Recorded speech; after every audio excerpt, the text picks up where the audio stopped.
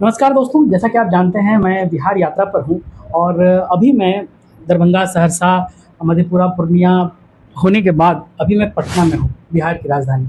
और मेरे साथ हैं आरजेडी की महासचिव और प्रवक्ता सारिका पासवान जी। पहले तो आपका स्वागत है मैडम। बहुत बहुत धन्यवाद। पहले मुझे बताइए कि तैयारी कैसी चल रही है? 2025 में चुनाव है।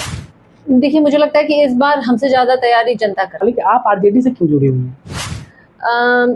देखिए, हम लोग तो what is that thread which is tying you back to RJD? देखिए, राहुल गांधी और तेजस्वी जिस मंच पे थे, उसी मंच से मोदी जी को माँ की गाली दी गई। कि किस तरीके से मनुवादी लोग जो हैं हमें हमारा शोषण किया करते थे। अच्छा, तेजस्वी यादव को सदन में सम्राट चौधरी ने अपराधी का बेटा कहा। क्या क्या कहा था? तो अपराधी का बेटा का ऐसी भाषा सदन की मर्यादा को लांघती है। आप लोग इसे कैसा देखते? बिहार में दलित नेता बनने की होड़ है। कभी चिराग पासवान इसका दावेदार दिखते हैं, कभी मांझी जी को कहा जाता है कि नहीं दलितों का चेहरा है। आपके नेता आदरणीय लालू प्रसाद यादव जी को भी पिछड़ों और दलितों का नेता कहा जाता रहा है। कौन है आखिर इसका सही हकदार कौन? अच्छा, प्रशांत किशोर के द्वारा बार बार ये आरोप लगाया गया कि आपके शीर्ष नेतृत्व तेजस्वी यादव के बारे में कि उनकी शिक्षा कम है, 9वीं फेल जैसा वो बार बार कहते हैं। इसका आपका निजी तौर पे क्या मानना है कि शिक्षा का महत्व है राजनीति में? अच्छे पॉलिटिशियन के रूप में अगर आपको उभरना है, शिक्षा का महत्व है कि नहीं? और खास करके अगर आप चीफ मिनिस्टर के दावेदार हों, आप खाली समय में क्या करना पसंद करती हैं? अच्छा, राजनीति में आपका आदर्श। अगर आरजेडी की तरफ से कभी आने वाले समय में महिला मुख्यमंत्री का नाम आए तो क्या सारिका पासवान उसके चॉइस में होंगे? पहले मुझे बताइए कि तैयारी कैसी चल रही है? 2025 में चुनाव है। देखिए, मुझे लगता है कि इस बार हमसे ज़्यादा तैयारी जनता कर रही है, क्योंकि वो जनता जो बिहार की जनता है, 14 करोड़ की जनता, उसने 20 सालों में खुद को बहुत छलावा महसूस किया है। जिस तरीके से उनको विकास का एक स्वप्न दिखाया गया, जिस तरीके से आधी आबादी महिलाओं को कहा गया कि हम इन्हें सशक्त करेंगे, इन्हें वो वातावरण देंगे, उन्हें वो राज्य देंगे जहाँ वो निर्भीक होकर के बड़ी शांति से और खुले से रह पाएगी, जो हुआ नहीं 20 सालों में। 20 सालों में हमने देखा जिस तरीके से सबसे ज़्यादा अगर प्रताड़ित हुई है कोई तो महिलाएं हुई हैं। सबसे ज़्यादा बलात्कार, हत्याएं जो हैं बच्चियों की यहाँ बिहार में हुई हैं। बेरोजगारी एज इट इज़ है यहाँ पे, बल्कि और बढ़ा है। अब तो जो लोगों को कॉन्ट्रैक्ट बेसिस पे नौकरियां मिली थी, उनकी भी कॉन्ट्रैक्ट बेसिस वाली नौकरियां छीनी गई है। कईयों का तो ऑलमोस्ट नौकरी। आरोप है या उदाहरण है? उदाहरण है। आई हैव, अगर आप मेरे साथ चले बाहर तो वो बच्चे जो है ना प्रदर्शन कर रहे हैं। अच्छा। जी, वो प्रदर्शन कर रहे हैं, ऑलरेडी वो गर्दनी बाग में प्रदर्शन कर रहे हैं और पिछले कई दिनों से वो अपनी मांगों को लेकर, मुझे इसलिए पता है ये सारी बातें, क्योंकि वो व्यथित हैं और वो हमारे पास आते हैं, ऑपोजिशन के पास आते हैं, क्योंकि जान रहे हैं कि सत्ताधारी तो सुनने वाले हैं नहीं, कोई तो है जो हमारी बातों को उठाएगा। और अगर मैं आपके सामने बोल रही हूँ तो इसलिए बोल रही हूँ ताकि उनकी आवाज़ जो है ना, आपके इस माध्यम से बिहार की जनता को पता चले कि किस तरीके की वेदना पीड़ा जो है बच्चे जो हमारे हैं, बिहार के नवयुवक जो है सह रहे हैं। तो ये बिल्कुल ऑन पेपर है और सारे आंकड़े के साथ है, वो मैं आपको प्रस्तुत भी कर दूंगी।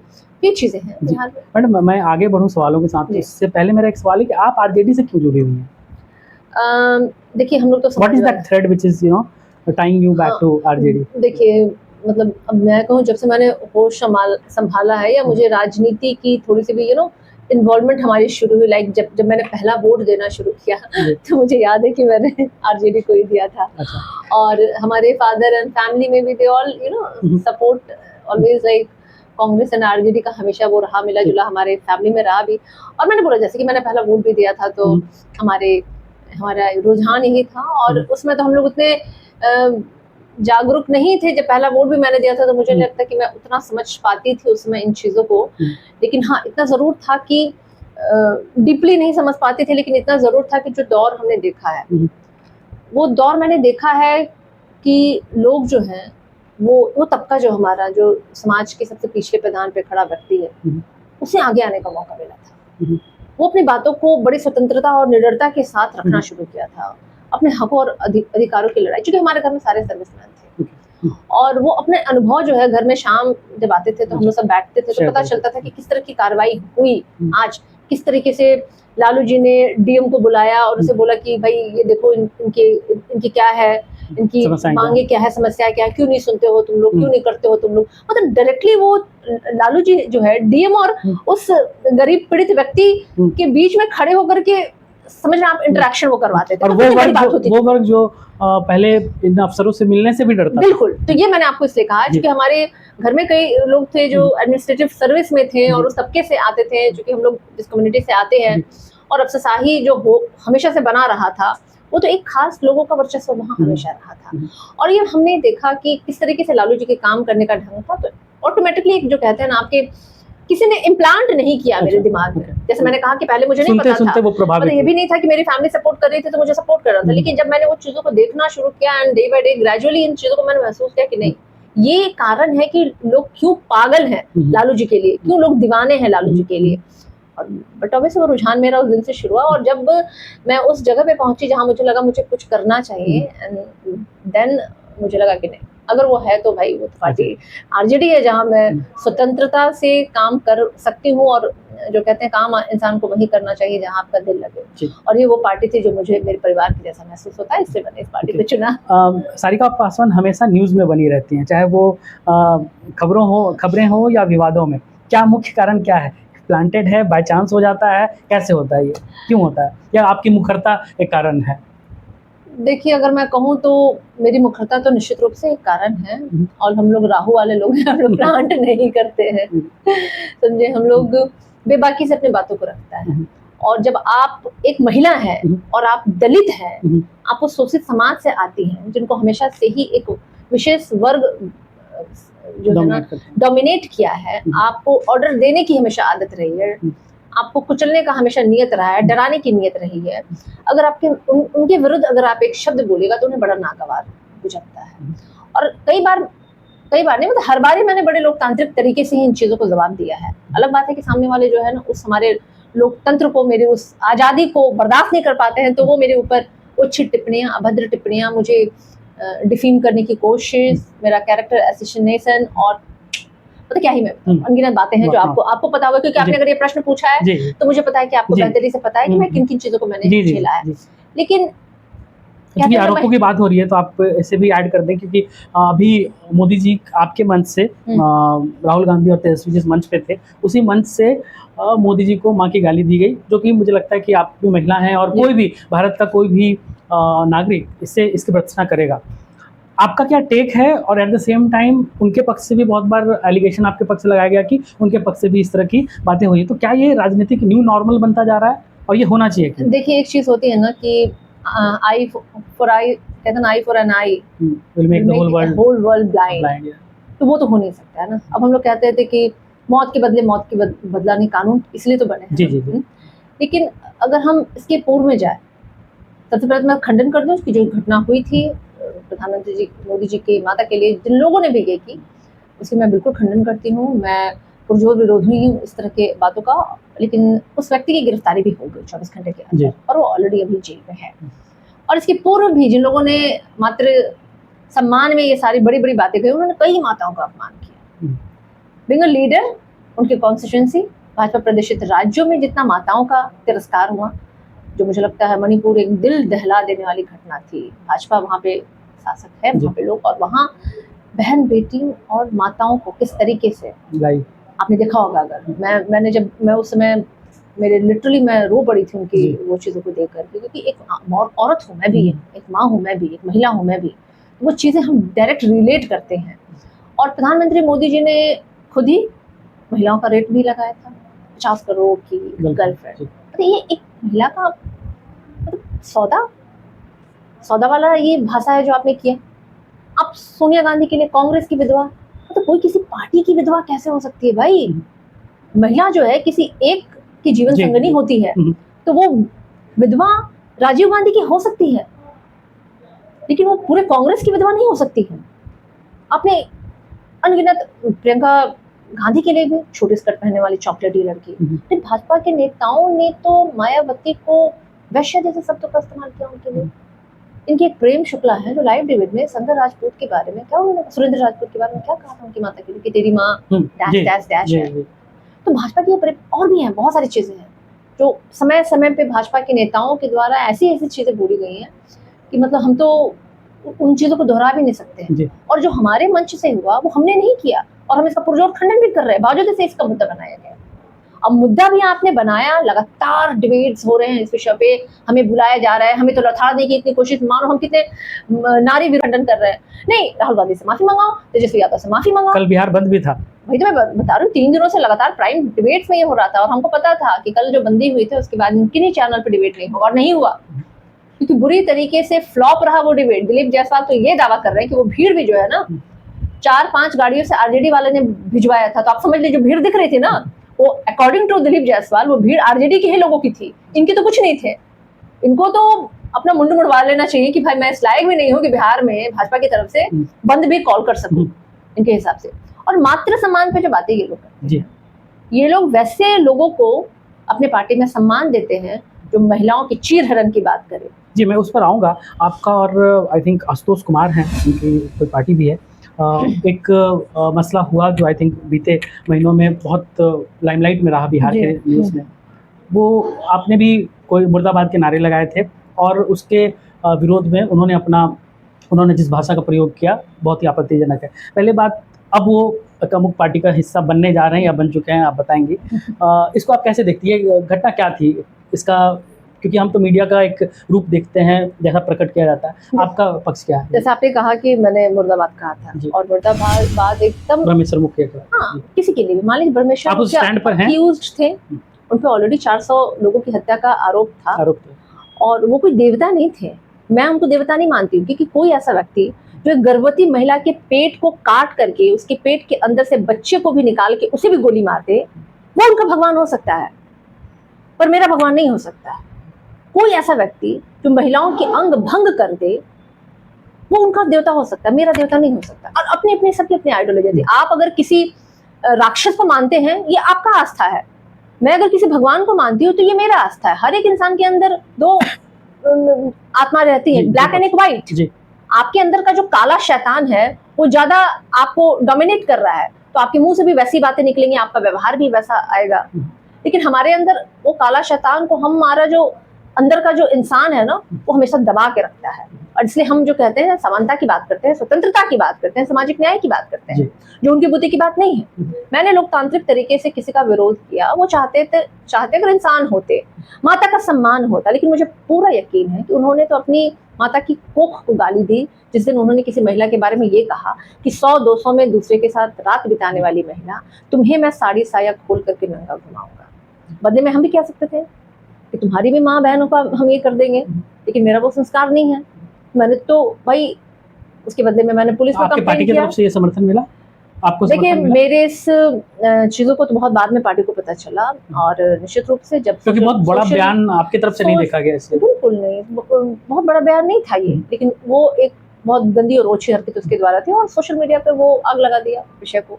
हमारे जो बहुजन भाइयों के अंदर वो जो बुझी हुई जो कहते हैं ना आग थी, वो आग जली, और वो सारी चीजें याद आ गई कि किस तरीके से मनुवादी लोग जो हैं हमारा शोषण किया करते थे, किस तरीके से हमें दबाया और किस तरह से हमें डरा के रखा गया। तो वो सारी चीजें जीवित हो गई। तो सोशल मीडिया पे फ्लॉटिंग करना हुआ, लेकिन निश्चित रूप से हमारे नेता ने मेरा साथ दिया, समर्थन दिया, मुझे हौसला अफजाई की और हिम्मत भी मुझे दी। आपके नेतृत्व ने आपका साथ दिया? बिल्कुल, मेरे नेतृत्व ने मुझे मेरा भरपूर साथ दिया।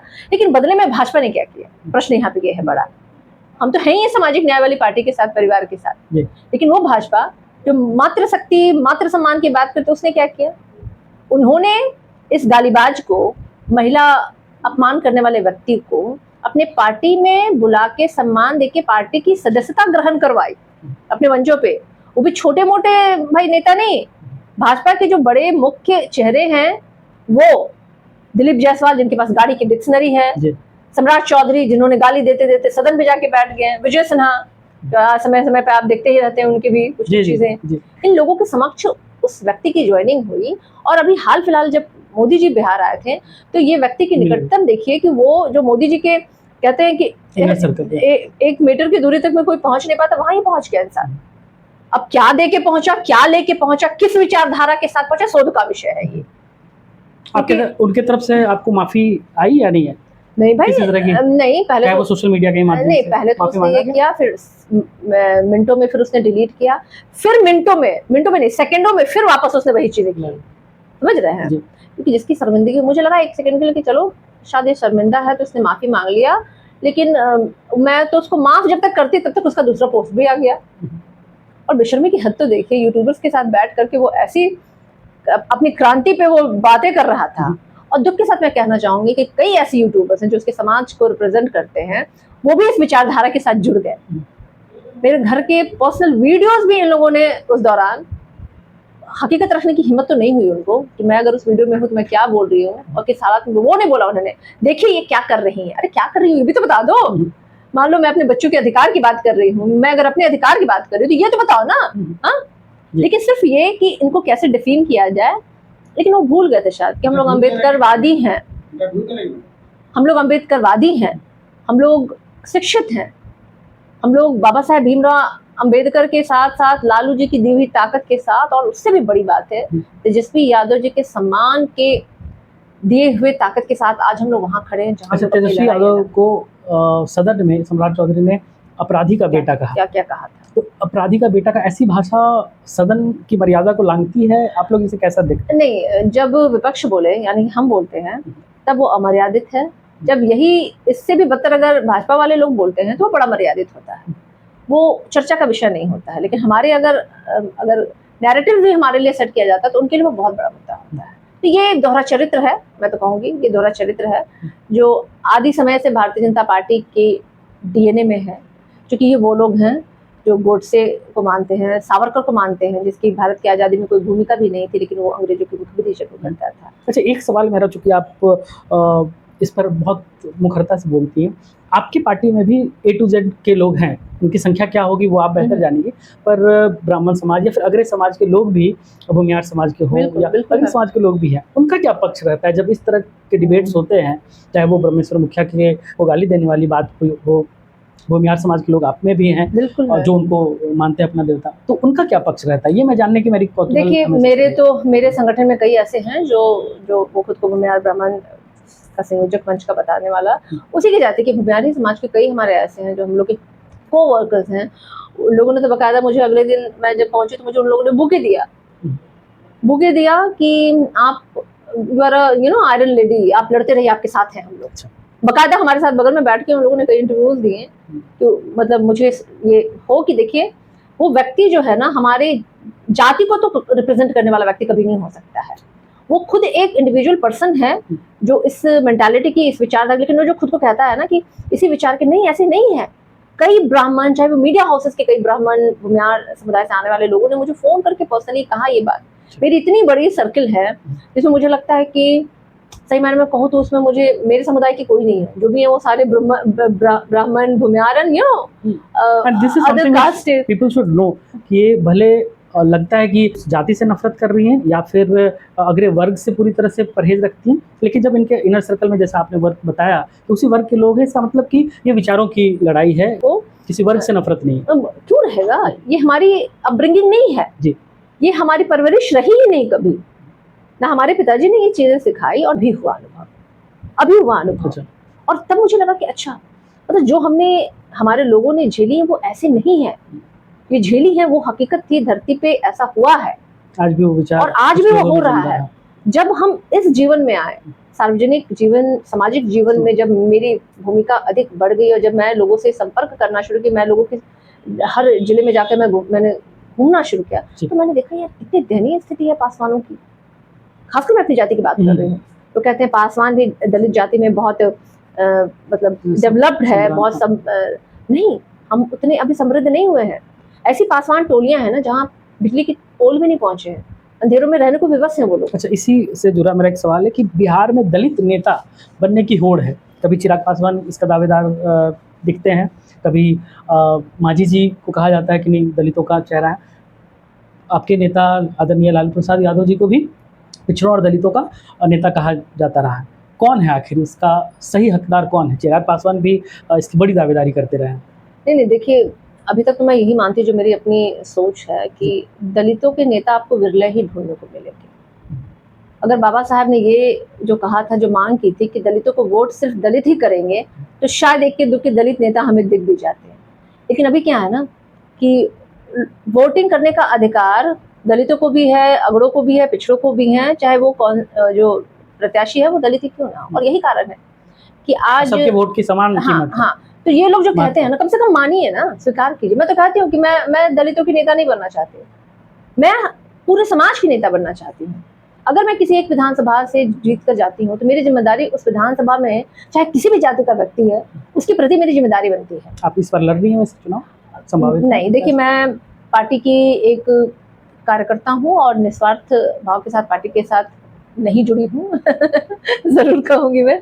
इच्छा है मेरी भी अपने, लगता है कि कभी मुझे सदन में बैठने का मौका मिले, लेकिन अभी हमारी प्रायोरिटी है कि हमारी सरकार बने और मैं अपने नेता को किसी भी तरीके के किसी भी प्रेशर में नहीं रखना चाहती हूँ।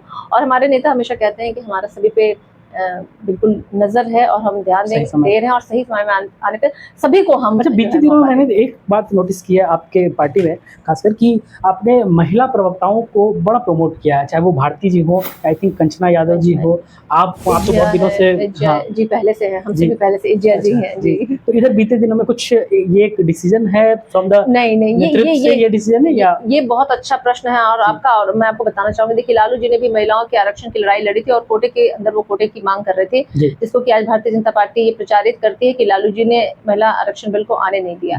हालांकि भाजपा अभी 2029 का लॉलीपॉप पूरे देश की महिलाओं को उन्होंने पकड़ा रखी है, लेकिन वो भी संदेह में ही है। हमारे पार्टी में शुरू से महिलाओं को, देखिए राबड़ी देवी भी जब मुख्यमंत्री थी तो उन्होंने 2 दिनों के विशेष अवकाश का प्रावधान जो ड्यूरिंग द पीरियड्स जो है महिलाओं को देने का सरकारी छुट्टियों में ये किया कि हमारी पार्टी, और ये 50% आरक्षण मैं आपको बता दूं जो जदयू हमेशा क्रेडिट लेती है, ये हमारे ही शासनकाल में हुआ था, जिसके बाद में इन लोगों ने कोर्ट में चैलेंज किया, हमारी सरकार पलट गई, इनकी सरकार बनी और तब इन्होंने क्या किया, उसे लागू करवा दिया। आप समझिए क्या कॉन्स्पिरेसी थी इनके पीछे। तो सोच राष्ट्रीय जनता दल की हमेशा से रही है। हमारे संगठन में सबसे मजेदार बात है, क्योंकि मैं पार्टी की निर्वाचन पदाधिकारी रही हूँ, इसलिए मुझे पता है पंचायत लेवल तक हमारी महिलाएं हैं संगठन में, हमारे जिलाध्यक्ष है महिलाएं। हमारे नेता का एक मत से ये कहना है कि हमारे संगठन में चाहे छोटे पद हो चाहे बड़े पद हो, हर जगह हमारी माताएं और बहनों को सम्मान पूर्वक जगह मिलनी चाहिए। और इससे आपको पता है कि हमारे 5 निर्वाचन पदाधिकारी में एक मैं महिला निर्वाचन पदाधिकारी थी, हमारे जिलाध्यक्षों में कई जिलाध्यक्ष हैं हमारी महिलाएं, प्रखंड में पंचायत में, तो ये है। और हमारी प्रवक्ताओं की जो फौज मैं कहूंगी हमारी, मुझे लगता है कि बीते दिनों में बढ़ी है राष्ट्रीय जनता, ऑफ कोर्स बढ़ी है। और हमारे और वेल रेड, सबसे बड़ी बात मैं जो नोटिस कर रहा हूँ, मतलब पूर्व में ऐसा कहा जाता था, ऐसा माना जाता था कि आपके जो प्रवक्ता हैं थोड़े मतलब वो दबंग वाले प्रवृत्ति के, कि भी अगर आए भी डिबेट में तो यानी तो वैसे साक्ष्य नहीं रख पाए, चाहे वो सुधांशु त्रिवेदी जहाँ एक फैक्ट्स रख रहे हैं सामने में, वैसे बराबरी के नहीं आते थे। बट अब देख रहा हूँ कि कंचना यादव जी हो या भारती जी हो, या आपका वो तर्कशील रहता है, तथ्यों पर रहता है। तो ये देखिए भाजपा इमेज बिल्डिंग में भी आपको मदद कर रहा है या फिर उसका हिस्सा है? या हमारे प्रवक्ता हमेशा से थे, उन्हें उतना एक्सपोजर नहीं मिला। अब तो मीडिया हाउसेस भी बहुत ज्यादा हैं, अब उन्हें, उनके पास तो बिना आरजेडी के प्रवक्ता के, कांग्रेस के प्रवक्ता के कुछ होने जाने वाला भी नहीं है। अब भारतीय जनता पार्टी के लोग जो तथ्य रखते हैं वो सारे झूठ रखते हैं। अब उनकी झूठ को हम पकड़ते हैं, उन्हें वहां लथाड़ते हैं। जब वो बात करते हैं कि हमने ये विकास किया वो विकास किया, तो हम उन्हें बताते कि आपने क्या विकास किया, कहाँ विकास किया। लॉ एंड ऑर्डर पे बात करते हैं तो हम उन्हें गिनवाना शुरू करते हैं कि देखिए भाई 15 दिनों में आपने भाई 30 लोगों की कहाँ कहाँ कैसे कैसे दिन दहाड़े हत्या हो गई, कहाँ 50 लोग मारे गए, कहाँ पुल आपके ढह गए। अब उनसे ज्यादा तथ्यों के साथ हम उनके पास खड़े रहते हैं तो उनको हो जाती है, खलबली मच जाती है। उनको तो भाई आदत नहीं रही है ना हमेशा, तो आप देखिए कि अमर्यादित भाषा में उतर जाते हैं। अब अमर्यादित भाषा आप उतरिएगा तो भाई हम भी अब वो गांधी जी की विचारधारा वाले वो जो है ना कि एक गाल पे मारे थप्पड़ तो दूसरा दे दो, हम उस पर नहीं चलते हैं भाई। बाकी ठीक है, बाकी सब हम लोग मानते हैं गांधी जी के विचार, उसको नहीं मानते तो हम लोग भी उनको जवाब देते, सांकेतिक रूप से हम भी उनपे प्रहार करते हैं, जूते से, कभी चप्पल से, कभी जो है सांकेतिक रूप से जो है लोकतांत्रिक तरीके से हम भी उनका विरोध करते हैं। और विरोध जब करते हैं तो हाहाकार मच जाता है, और उस हाहाकार में चारों तरफ मचा हुआ है कि भाई हम लोग ऐसी भाषा बोलते हैं, वैसे नहीं। हम तो आप लोगों को बैन भी, आप लोगों का एक कंप्लेन है कि मेन स्ट्रीम मीडिया हाउसेस ने आप लोगों को बैन किया, इसमें सच्चाई है या? हाँ बिल्कुल सच्चाई है, बिल्कुल। आपको मैं कई ऐसे वीडियो दे दूंगी जहाँ पे भाजपा के प्रवक्ता ने कहा कि हमें हमारे यहाँ सर्कुलर मेन मीडिया नहीं ब्लॉक किया, एक्चुअली भाजपा ने ब्लॉक किया। और मेन मीडिया किस तरीके से उनकी गुलाम है ये उसकी बात समझ में आया, क्योंकि मीडिया हाउसेस का हमें बैन करने का क्या मतलब बनता है? अरे अगर हम कमजोर पड़ रहे हैं तो हम जाने से इनकार करेंगे ना। आपके तो एक प्रवक्ता होता है, एक जदयू का होता है, एक भाजपा का होता है, एक राजनीतिक विशेषज्ञ होता है और एक एंकर होता है, और उन 4 लोगों के साथ एक हम अकेले होते हैं। फिर भी हम ये नहीं कहते हैं कि हम नहीं जाएंगे, हम कहते हैं हम जाएंगे, हम बोलेंगे बातों को, फिर भी आपको हम बर्दाश्त नहीं है तो आप हमें बैन कर दीजिए। लेकिन तेजस्वी यादव जी ने इस बात को हमेशा से ही बहुत गंभीरता से लिया और उन्होंने हमेशा ये स्टैंड रखा, जहां हमारी महिला प्रवक्ताओं को बैन किया जाएगा वो पूरी की पूरी न्यूज हाउसेज जो है राष्ट्रीय जनता दल के द्वारा बैन की जाएंगी। ना वहां मैं दूंगा कोई बाइट, ना हमारे कोई नेता, कोई विधायक या कोई नहीं जाएगा उसमें। अच्छा, प्रशांत किशोर के द्वारा बार बार ये आरोप लगाया गया कि आपके शीर्ष नेतृत्व तेजस्वी यादव के बारे में कि उनकी शिक्षा कम है, 9वीं फेल जैसा वो बार बार कहते हैं। इसका आपका निजी तौर पे क्या मानना है कि शिक्षा का महत्व है राजनीति में? अच्छे पॉलिटिशियन के रूप में अगर आपको उभरना है, शिक्षा का महत्व है कि नहीं? और खास करके अगर आप चीफ मिनिस्टर के दावेदार हों, तब शिक्षा महत्व रखता है कि नहीं? देखिए, उनकी शिक्षा जो भी हो, लेकिन उन्होंने 17 महीने में बिहार के 5.5 लाख से अधिक लोगों को रोजगार दिया। बट आप मानती हैं कि शिक्षा का महत्व? शिक्षा का महत्व सबके जीवन में है, लेकिन मुझे ये नहीं समझ में आता है कि जो शिक्षा पे हमारे प्रश्न करते हैं वो 4th पास व्यक्ति के लिए काम किया, ब्रोकरी का काम किया था, यही पीके ने वही है ना जो गोधरा कांड के बाद उन्होंने लिपापोती करके उनके चरित्र को सुधारने का काम किया था। और मोदी जी की तो आज तक डिग्री ही नहीं है। कई बार तो वो कई सभाओं में उन्होंने कहा कि हम तो स्कूल गए भी नहीं किए हैं। अब तो उनकी सार्वजनिक भी नहीं है। मैं तो अपनी सारी डिग्री मैं लेकर के बैठी थी। मैं तो सारी डिग्री, जब चिराग पासवान ने तेजस्वी यादव जी की डिग्री पे प्रश्न किया था तो मैंने चिराग जी को चैलेंज किया था, ये लीजिए मेरा मैट्रिक, बीए, पीजी और मैनेजमेंट का सबका डिग्री मैं लेके बैठी थी।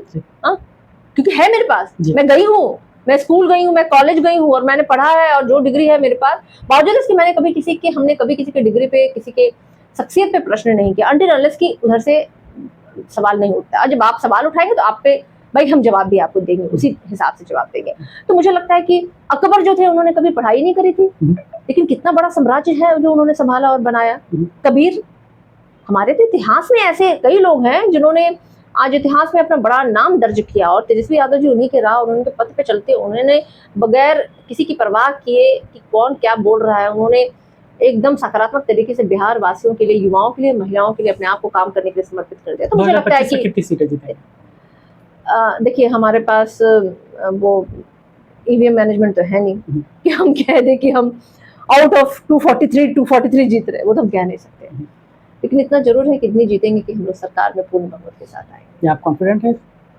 कॉन्फिडेंट हूँ उस पे, मतलब कॉन्फिडेंट मुझे किस बिना पर है? वही वो कॉन्फिडेंस मुझे इसलिए है कि जब भी हम जहाँ भी भ्रमण कर रही है, जनता हमें विश्वास दिला रही है। और जनता जब आपको विश्वास दिलाती है ना, जनता माँ के समान होती है। जब आपको माँ कहती है ना कि बेटा तुम चिंता मत करो, सब ठीक होगा, तो उससे ज्यादा विश्वास मुझे लगता है कि कोई बच्चा किसी और बात पे नहीं करता है। तो ये जनता ने हमें विश्वास दिलाया और हमारी उस जनता, हमारी उस जो कहते हैं हमारी दाता, हमारी माता, हमारे सब होते हैं वो लोग राजनीति में, और उनके दिए गए विश्वास के आधार पर हम कह सकते हैं कि पूर्ण बहुमत के साथ सरकार।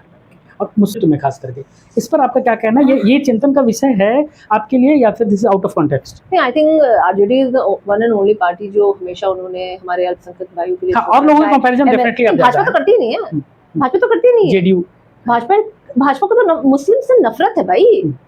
उन्होंने तो पाठ पढ़ी है, उन्होंने ककहरी में पढ़ी थी कि नहीं, मुसलमान मतलब नफरत की चीज, जहां देखो खान पठान इस्लाम, वहां हमेशा अपने भाव बदल लो तुम। ये भाजपा के है उन लोगों के पास। लेकिन राष्ट्रीय जनता दल और हमारे पार्टी में अल्पसंख्यक भाइयों के लिए हमेशा से ही एक समान जगह रही है। चाहे एमएलसी के बंटवारे में आप देख लीजिए, विधायक की टिकट जब बढ़ते हैं या फिर संगठन का जो हो, हर जगह, क्योंकि वो अलग नहीं है। हम लोग उनको इस संख्या बल पे नहीं देखते हैं। हम लोग को हमारे नेतृत्व का ये विश्वास है, भरोसा है सबों के साथ लेकर चलने की, और उस हिसाब से हमारी पार्टी काम करती है। कितनी सीटें ये तो आपने अभी दावेदारी नहीं की, लेकिन जितने भी आपके घटक दल हैं, आपको उम्मीद है कि जैसे मुकेश सहनी को कहा जा रहा है कि वो अभी भी एनडीए के संपर्क में हैं, आपको छोड़ के जा सकते हैं, इन सब चीज़ का मैनेजमेंट सब कुछ ऑल इज वेल हो जाएगा अंत तक? मुझे लगता है कि ये बिल्कुल ही गलत है, क्योंकि मुकेश जी ने जो कटु सत्य को महसूस किया है भाजपा में पिछली बार जाने के बाद, उनके विधायकों को किस तरीके से खरीद करके, आप समझ सकते हैं कि उनकी स्थिति कैसी रही होगी, कितना अपमान, कितना तिरस्कार उनको महसूस हुआ होगा कि हमारे विधायकों तक को खरीद लिया गया। एक तो सीटें कम दी गई जिस तरीके से उन्हें बुलाया गया था। तो मुकेश सहनी जी अभी छाछ भी कहते हैं ना, फूक फूक के पीते हैं, और मुझे नहीं लगता कि इतनी बड़ी गलती वो दोहराएंगे। और अगर बावजूद इसकी कोई इस तरह की गलतियां दोहराता तो मुझे लगता है वो पतन के रास्ते पे जाने का रास्ता होता है। अब अंतिम रैपिड फायर क्वेश्चंस मैडम, खाली समय में क्या करना पसंद करती? I love watching Netflix. आपका पसंदीदा गाना कौन सा है? गाना लाइक मुझे ऑलमोस्ट मूड पे डिपेंड करता है। कभी मन करता है गजल सुन लूँ, कभी मन करता है कि थोड़ा एकदम तड़क भड़क वाले रॉक पॉप सुन लो, कभी लता मंगेशकर के पुराने जो गाने होते हैं ना, that was all time favourite मतलब। बट मोस्टली मुझे गजल्स अच्छे लगते हैं। अच्छा, राजनीति में आपका आदर्श? ऑफ कोर्स हमारे लालू जी तो हैं ही हैं, इसके अलावा अभी मुझे लगता है आर्थिक न्याय की लड़ाई जो तेजस्वी यादव जी लड़ रहे हैं, भाई आई एम हार्डकोर, मतलब मैं उनके हर एक एक्शन की हार्डकोर फैन हूँ क्योंकि मुझे लगता है कि जिस शालीनता और मतलब एक कॉन्फिडेंस के साथ वो चीज़ों को फेस करते हैं, मुझे लगता है हर को सीखना चाहिए। चाहे सदन में आप देखिए कितनी भाषा विपक्ष के द्वारा मिलती है, लेकिन वो किस तरीके से जवाब देते हैं। तो मुझे लगता है एक आदर्श के रूप में हमारी पार्टी में ही इतने लोग हैं, अनगिनत लोग हैं, जिनको मुझे लगता है कि सब कहीं ना कहीं आपको कुछ ना कुछ सिखाते हैं। और ये एक ट्रांसफॉर्मेशन भी है तेजस्वी जी में, मैंने देखा, मुझे याद है वो क्लिप जब लालू जी के साथ वो राजनीति करते थे और वो इनप्रॉम्प्टू कैमरा के सामने उन्होंने कहा था बैन कर दो ये रिपब्लिक टीवी को, और लालू जी रोक रहे थे। बट अभी वही इतने मतलब वो पूरा सदन में लोग कटाक्ष करते हैं, लेकिन वो हंसते हुए जवाब देते हैं। बहुत तो ये मैंने बताया आपको मैच्योरिटी कि विद टाइम बहुत बहुत बहुत बहुत मतलब, और इससे मैं कह रही हूँ कि समय जो है ना होता है ना, वो आपको बहुत चीज़ें सिखाता है और उसके हिसाब से ग्रेजुअली आपके बिहेवियर में भी वो चेंजेस आती हैं। और आज मैं कह सकती हूँ कि आज वो उस मुकाम पे हैं, मतलब जहाँ उन्हें बिहार की बड़ी जिम्मेदारी जो है ना जब उनको मिलेगी, तो बिहार देखेगा कि कैसे विकास होता है। अगर आरजेडी की तरफ से कभी आने वाले समय में महिला मुख्यमंत्री का नाम आए तो क्या सारिका पासवान उसकी चॉइस में होंगी? ओह माय गॉड मुझे लगता है कि बड़ी खुशी की बात होगी, और हमारी पार्टी ने पहली महिला मुख्यमंत्री देने का काम किया, और अगर जब दूसरी बार पार्टी अगर सोचती है तो प्लीज डू कंसीडर चलिए, इसी नोट पर बहुत बहुत धन्यवाद आपके समय के लिए। और मैं निजी तौर पे ये बतला दूं कि आप लोगों को सुनने में मैं किसी पक्ष का नहीं हूँ, चाहे वो महागठबंधन हो, एनडीए, बीइंग फ्रॉम अगर मैं मीडिया रिपोर्ट कर रहा हूँ तो मैं किसी पक्ष का नहीं हूँ, लेकिन आप लोगों को सुनने में बड़ा मज़ा आता है क्योंकि आप लोग तर्क देती हैं, डिफेंड करते हैं अपने पार्ट को। वो सही या गलत पर्सपेक्टिव डिपेंड कर सकता है, आप किसके सपोर्टर हैं, किस विचारधारा को आप सपोर्ट करते हैं एज एन ऑडियंस। सही गलत हो सकता है, बट आपके तथ्य आप जो the way you counter that is very, believe in freedom of expressions जो हमें बाबा साहब ने दी है, मुझे लगता है वो सबों के लिए बराबर है और हम उसी पे चलते हैं। चलिए, बहुत बहुत धन्यवाद आपके समय के लिए, और इसी तरह से मजबूती से सवालों का जवाब देते रहिए, और मैं आशा करूंगा कि अगली महिला मुख्यमंत्री के रूप में सारिका पासवान का नाम आए। थैंक यू सो मच, बहुत बहुत धन्यवाद।